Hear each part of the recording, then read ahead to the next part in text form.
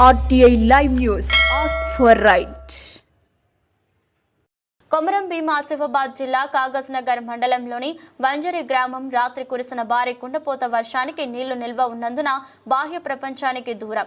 ఈ సమస్య తెలుసుకున్న బీఆర్ఎస్ పార్టీ సిర్పూర్ నియోజకవర్గ కన్వీనర్ లేండుగురే శ్యామరావు గ్రామాన్ని సందర్శించి గ్రామస్తులకు న్యాయం చేయాలని మీడియాతో మాట్లాడుతూ వంజరి గ్రామంలో 2000 జనాభా ఉందని పండ్లకు వెళ్లకుండా నీళ్లు నిల్వ ఉన్నందున పాలు అమ్ముటకు పండ్లకు వెళ్లేవారు నీళ్లు నిల్వ ఉన్నందున రవాణా సౌకర్యం ఆటంకం ఏర్పడిందని మరియు గ్రామ సమీపాన రైల్వే అండర్ బ్రిడ్జ్ ఉన్నందున నీళ్లు 10 ఫీట్ల ఎత్తు నీళ్లు నిల్వ ఉంది.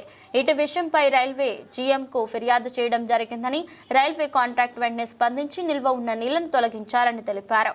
లేని ఎడ్ల హైవే రోడ్డుపై వచ్చి ధర్నా చేస్తామని తెలిపారు.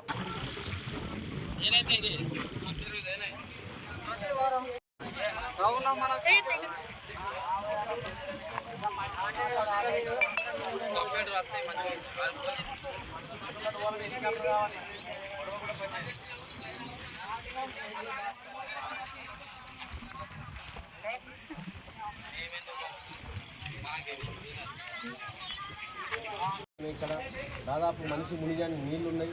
అది వెళ్ళాలంటే మరి వెళ్ళలేని పరిస్థితి. ఈరోజు మరి వంజీర్లో ఉన్నటువంటి ఎందరో మందికి చాలా కష్టంగా ఉన్నది. ఈరోజు ప్రతి విషయానికి స్కూల్ కావచ్చు, హాస్పిటల్ కావచ్చు, పనిచేయడానికి, పాలమ్మడానికి, కూరగాయలు అమ్మడానికి మరి కార్య పట్టణానికి వెళ్ళాల్సి ఉంటుంది. మరి ఈరోజు మొత్తం మంది కూడా ఆగిపోవాల్సిన పరిస్థితి ఉన్నది. అయితే ఈ పరిస్థితి రావడానికి కారణం ఏంటంటే ముఖ్యంగా ఈ రైల్వే కాంట్రాక్ట్ ఎవరైతే ఉన్నారో దీన్ని సంపూర్ణంగా తయారు కాకుండా డేట్ మూసేసిండ్రు. ఇప్పుడు నీళ్లు వెళ్ళలేని పరిస్థితి మరి ఏ విధంగా దీన్ని పరిష్కరిస్తారో మాకు అర్థం కావడం లేదు.